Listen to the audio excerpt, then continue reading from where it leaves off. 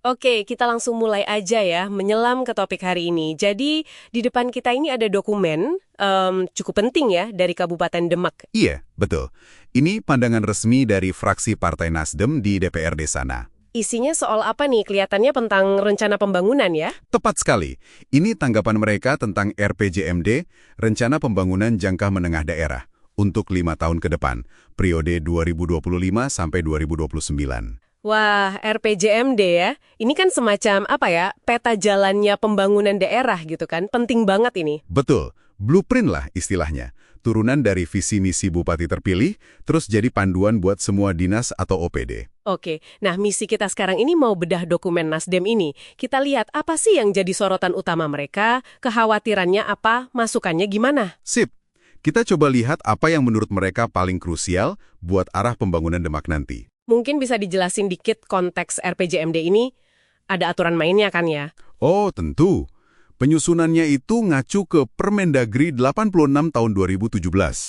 Intinya sih harus nyambung sama rencana nasional, harus partisipatif, lihat tata ruang juga, dan ya pasti dasarnya potensi sama kondisi Demak itu sendiri.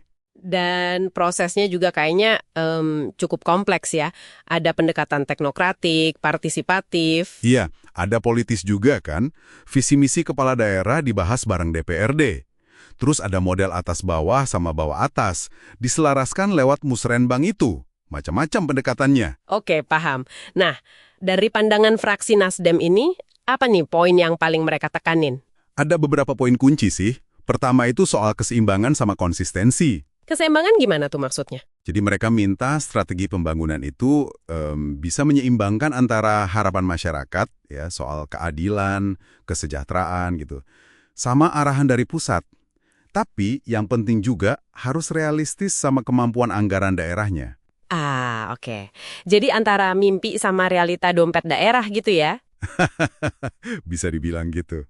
Pertanyaan besarnya ya gimana Pemda bisa mastiin rencana ini tuh objektif, nggak cuma ambisi doang. Masuk akal. Terus ada isu-isu spesifik di lapangan yang mereka soroti nggak? Nah, ini menarik nih. Mereka langsung nunjuk ke penyakit utamanya gitu.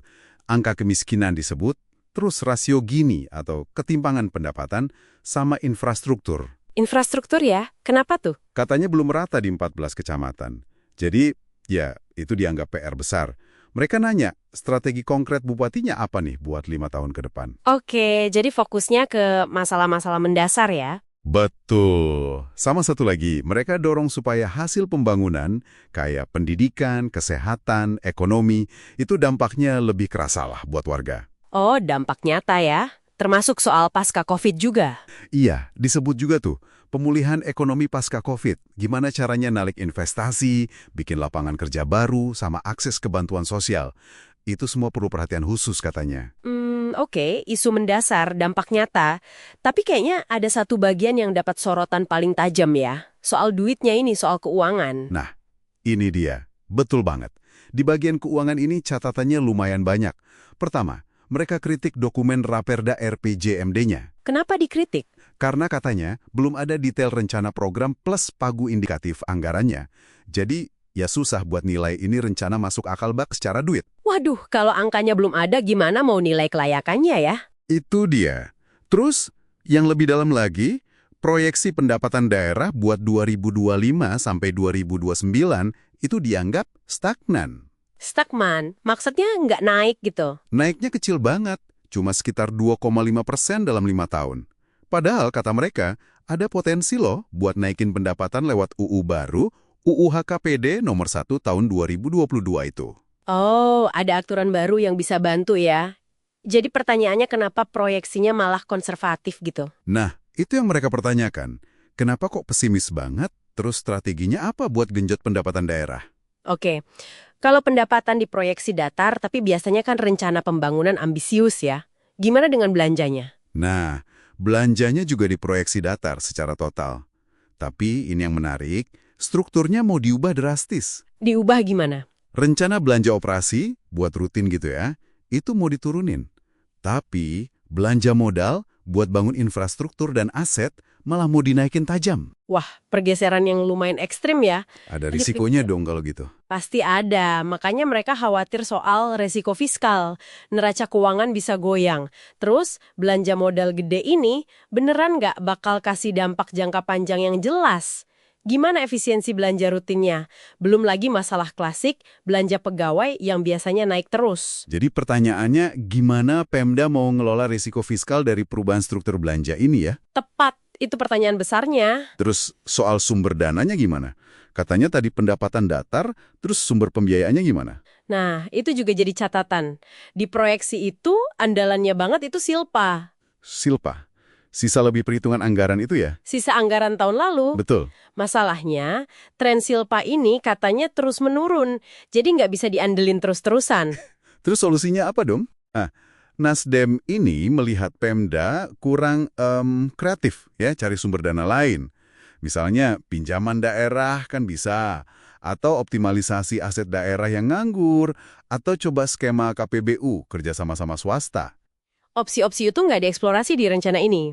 Kelihatannya belum terlihat jelas di dokumen yang mereka terima, termasuk juga soal dana cadangan. Dana cadangan buat apa misalnya? Ya kan nanti ada kebutuhan besar, kayak Pilkada 2029 misalnya. Itu butuh dana kan?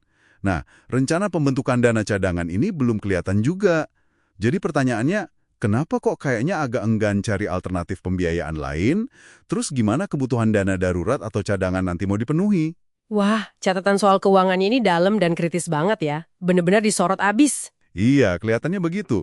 Ini memang aspek yang sangat krusial sih dalam perencanaan. Oke, selain keuangan, ada lagi poin penting lainnya dari fraksi Nasdem. Ada soal indikator kinerja utama, IKU. Oh, tolok ukur keberhasilan program ya. Kenapa dengan IKU-nya? Pertama, dasar penentuan IKU itu harus jelas dulu dan disepakati sama DPRD. Itu prinsipnya. Kedua, ada kritik spesifik nih soal cara nentuin targetnya. Cara nentuin targetnya gimana? Banyak target yang pakai rentang angka. Contohnya, target kemiskinan disebut turun jadi antara, katakanlah, 11,64% sampai 10,39%. Loh, kenapa kalau pakai rentang angka jadi masalah? Kan ada targetnya. Nah, menurut mereka ini masalah. Karena targetnya jadi nggak spesifik, nggak jelas mau ngejar angka yang mana persisnya. Akibatnya jadi susah ngukur akuntabilitasnya. DPRD juga jadi susah ngawasinya. Masuk akal juga ya. Bisa jadi kurang memotivasi juga mungkin. Betul, bisa jadi OPD terkait ngerasa ya udah capek batas bawah rentang aja udah cukup. Padahal potensinya mungkin bisa lebih baik. Selain itu, mereka juga catat banyak target buat 2025-2030 itu belum pakai data capaian 2024 sebagai baseline atau patokan awalnya. Wah, jadi gimana nentuin targetnya kalau data awalnya belum ada ya? Nah, itu jadi pertanyaan lagi. Gimana caranya nanti indikator ini dibuat lebih spesifik, lebih terukur, dan apa sih dasar penentuan target-target yang ada sekarang ini? Oke, jadi banyak pertanyaan kritis ya dari fraksi Nasdem ini, terutama soal kejelasan, realisme, dan keterukuran rencana. Iya, intinya ke sana. Perlu kita tegaskan lagi nih buat Anda yang menyimak semua yang kita bahas ini adalah poin-poin, pertanyaan, dan kritik yang diangkat oleh fraksi Partai Nasdem Demak dalam dokumen pandangan umum mereka ya. Kami di sini cuma melaporkan isinya, bukan berarti kami setuju atau tidak setuju dengan pandangan politiknya. Betul sekali. Tugas kita menyajikan informasinya seobjektif mungkin dari sumber yang ada. Jadi, kalau dirangkum secara garis besar, apa sih permintaan utama fraksi Nasdem ini terhadap RPJMD Demak? Intinya sih mereka minta RPJMD yang lebih membumi, seimbang antara aspirasi tinggi dengan realita di lapangan, terutama soal keuangan. Terus, yaitu tadi, proyeksi dan strategi finansialnya harus lebih kuat, lebih masuk akal. Dan target kinerjanya? Target kinerjanya harus jelas, spesifik, bisa diukur. Jangan pakai rentang angka yang multitafsir gitu. Oke, buat Anda semua memahami perdebatan dan kritik kayak gini tuh penting loh. Ini nunjukin gimana proses demokrasi berjalan di tingkat daerah. Bagaimana sebuah rencana besar yang bakal pakai uang pajak kita itu dibahas, dikritisi, dan harapannya ya disempurnakan. Betul. Ini juga nunjukin fungsi checks and balances dari DPRD terhadap eksekutif. Mereka mempertanyakan asumsi, target, dan rencana dari pemerintah daerah. Ini proses yang sehat sebetulnya. Nah, sebagai penutup, mungkin ada satu pertanyaan nih yang bisa jadi bahan renungan buat Anda. Mengingat sorotan tajam soal keterbatasan finansial dan proyeksi yang cenderung konservatif tadi, Iya. gimana ya caranya pemerintah daerah, nggak cuma Demak tapi mungkin banyak daerah lain juga, bisa secara realistis menyeimbangkan ambisi besar, misalnya pengen bangun infrastruktur banyak, bagus. Tapi di sisi lain ada kebutuhan mendesak yang nggak kalah penting, kayak ngurangin kemiskinan, ngurusin pendidikan, kesehatan dasar. Wah, itu dia dilema klasiknya ya. Tarik-menarik anggaran antara pembangunan fisik sama pembangunan manusia dan kebutuhan dasar. Betul. Ini tantangan yang kayaknya dihadapi hampir semua daerah. Gimana menyeimbangkannya secara bijak dengan sumber daya yang terbatas? Itu mungkin pertanyaan besarnya.